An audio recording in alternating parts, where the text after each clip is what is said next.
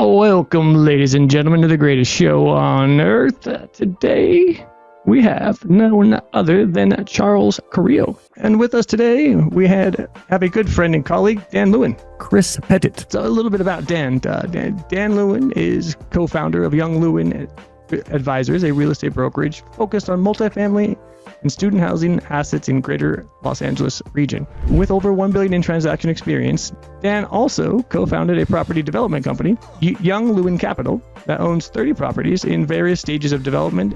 Dan is a passionate advocate for pro-housing policies and is an avid supporter of the Yes in My Backyard, love that, YIMBY movement in California. Charles Carrillo, founder and managing partner of Harborside Partners.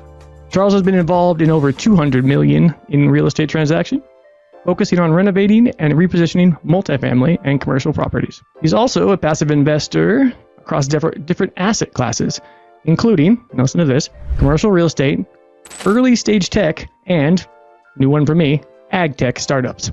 As the host of Global Investors Podcast, Charles shares his experience with us, the founder of Skyline Commercial Real Estate, and former pro baseball player for the Los Angeles Angels, which is amazing. He's one of the most financial aware guys I know. Real estate experience helps clients grow their portfolios to a scale that has been impressive, in my opinion. He holds a degree in sociology and accounting. How did you get into real estate, Charles?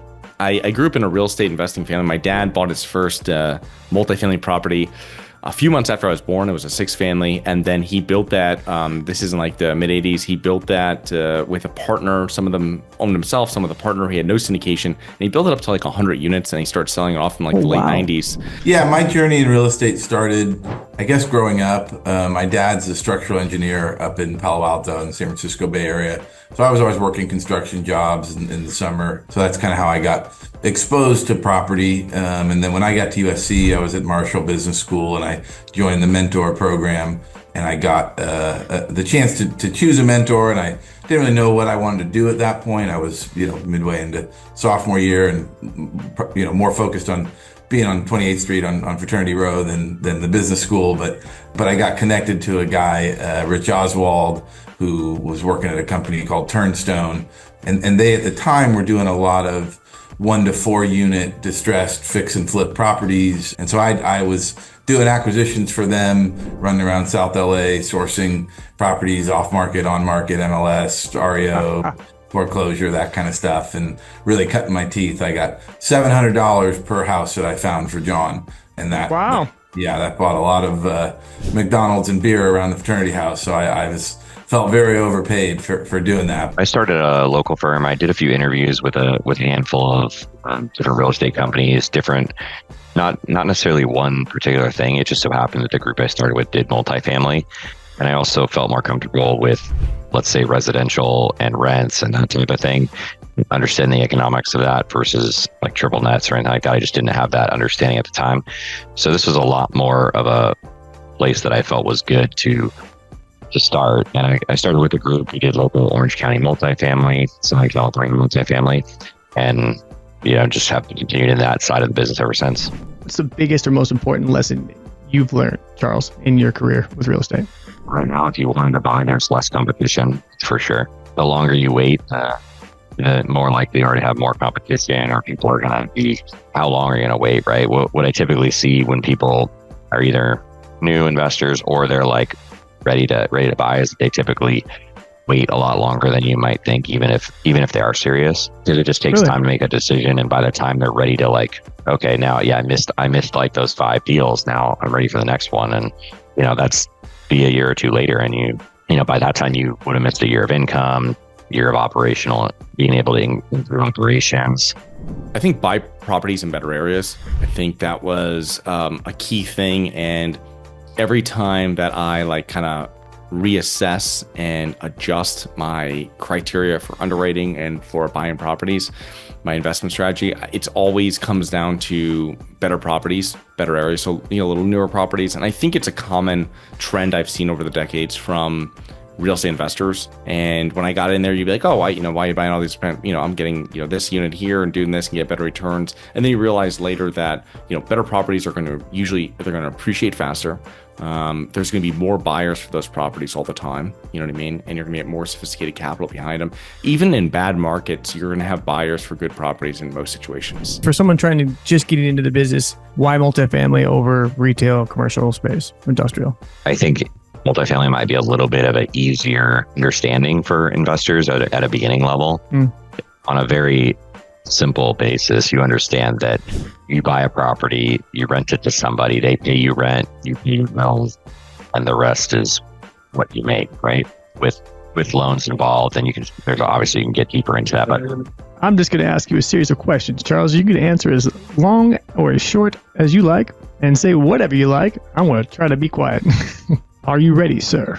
Yes. Charles, what's your favorite city to invest in? I love Tampa. Tampa's one of my favorite cities to invest in. I'm so California focused, man. I love California, and I've got, interest in the Bay Area, and I've got interest here in LA and Orange County. And we've got the weather. We've got, I think, a culture. It's funny because California is not real America to a lot of Americans, especially lately. But I think that the West Coast, it's all the people who, the history of the pioneers and everybody coming over and making a new life. It's much more upwardly mobile. And, I think you've got Silicon Valley, which is the center of the world in terms of tech, right? And you've got Hollywood, which is the center of the world in entertainment. We've got problems, but to me, our problems are so fixable. You could have dinner with anyone, live, dead, or imaginary. Who would it be? Spider-Man or a Marvel character or something. And just ask him, hey, how can I bring this into real life? Give me the superhero powers. I'd like to have dinner with Sam Zell. He passed away about a year ago, but a huge real estate investor. And he stayed in his lane. He never did developments. He just focused on what he did. He bought real estate when it was good prices. And then when there wasn't real estate, he did one other thing. He bought businesses. And those two things he did, but he never got out of his lane of developing or anything like that. And I think it's a tough thing for people that are really successful and they need a new challenge. And he didn't really need that challenge. And I really appreciate that. Morning routine must have. Morning routine, espresso. Amen. I know that it's a specific habit, but it's just trying to have consistency. Been trying more lately to just track my body and how my body might respond to stuff. What's one book recommendation you have to real estate investors? Anything by David Baldacci. I'd say to anybody in business, especially sales, and I say 80-20 principle. Fantastic book. And you can utilize it in all parts of your life. And anything you really do for work, you don't have to be an entrepreneur. You don't have to be a real estate investor. You pick it up and it's one of those books you'll read a little bit, you put it down, and you amazed at how much it really aligns with your life. What's your favorite failure? I mean, the favorite, it's probably baseball. That's, it's just really a game of failures. So our career is only so long. So you got to fail your way out, which I well. I wish you always wish you could play forever, but you can't. And it's not so. The game goes quick and humbles you, but I definitely failed pretty well to get out of that and not have any interest to get picked up again. Passively investing into deals where I lost money and realizing, going back into them and figuring out that a lack of due diligence was my problem. And then I think another part too is, this is an odd way of saying this, but even though you make money on deals, it doesn't mean it was a good deal. And I think realizing that's a difficult one to think about. Think about that one, right?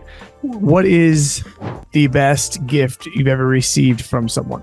I think that would be probably, I received when I graduated college, my parents gave me my dad's old car. Not an old car by any means, but just a nice used car that I always thought was a really nice car, and just a Acura sedan. But yeah, I mean, it was, at the time, especially, I was I didn't expect not really have any expectations, and never replaced my other car with that. And so it was something that was nice and had for a long time. What's the best piece of advice you've ever received? One that always sticks with me is a developer, Dale Kim, up at USC. Did you read the bill? Is what he said to me. And the context of it was, I had heard some rumor, some new way you could get more density out of it. And I had a listing that was a land deal that I was trying to sell Dale on. And I said, so-and-so told me that I think you can do, with using this new ordinance, you can do 5 units instead of 3, but I don't really know. And he said, well, Dan, did you read the bill? And I hadn't even really thought of that. I just, would go on these rumors and, people telling me things. And he said, the bills, it's written in English, it's posted online, go read it. And so I've kind of used that context for a lot of different things of actually go in and understand, do the research and don't just have a high level understanding. If you're going to be the expert, read the bill. What's a skill you wish you had mastered earlier in your career?